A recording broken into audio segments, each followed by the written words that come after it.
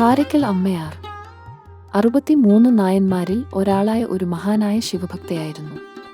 ഒരു സുന്ദരിയായ യുവതിയായിരുന്നു അമ്മയാർ. കല്യാണം ശേഷം ഒരു ദിവസം ഭർത്താവ് പരമദത്തൻ വീട്ടിലേക്ക് മാമ്പഴങ്ങൾ കൊണ്ടുവന്നു. ഒരു ശിവഭക്തൻ ഭക്ഷണം ചോദിച്ചതിനെ തുടർന്ന് അമ്മയാർ ഒരു മാമ്പഴം അദ്ദേഹത്തിന് നൽകി. പിന്നീട് ഭർത്താവ് രണ്ടാമത്തെ മാമ്പഴം ചോദിച്ചപ്പോൾ അമ്മയാർ ശിവനോട് പ്രാർത്ഥിച്ചു. ദൈവകൃപയാൽ ഒരു മാമ്പഴം അവളുടെ കയ്യിൽ പ്രത്യക്ഷപ്പെട്ടു.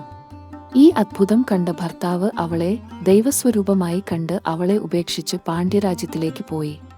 ഭർത്താവിനെ തേടിയെത്തിയ അമ്മയാർ ശിവനോട് പ്രാർത്ഥിച്ച് ഭൗതിക ശരീരം ത്യജിച്ച് പ്രേതരൂപം സ്വീകരിച്ചു. ശിവനെ കാണാൻ കൈലാസത്തിലേക്ക് പോയ അമ്മയാർ ശിവഭൂതഗണത്തിൽ അംഗമായി. അവളെ കാരയ്ക്കൽ അമ്മയാർ എന്ന പേരിൽ ശിവൻ ആദരിക്കുകയും ദക്ഷിണേന്ത്യൻ സാഹിത്യവും ശിവനോടുള്ള ഭക്തിയുടെ പ്രതീകമായ തിരുവാലങ്ങാട് തിരുപ്പതികം, തിരുവിരട്ടെ മണിമാല എന്നിവയും അവർ രചിച്ചു. ഭക്തിയും അവളെ മഹത്വപ്പെടുത്തുകയും ചെയ്തു.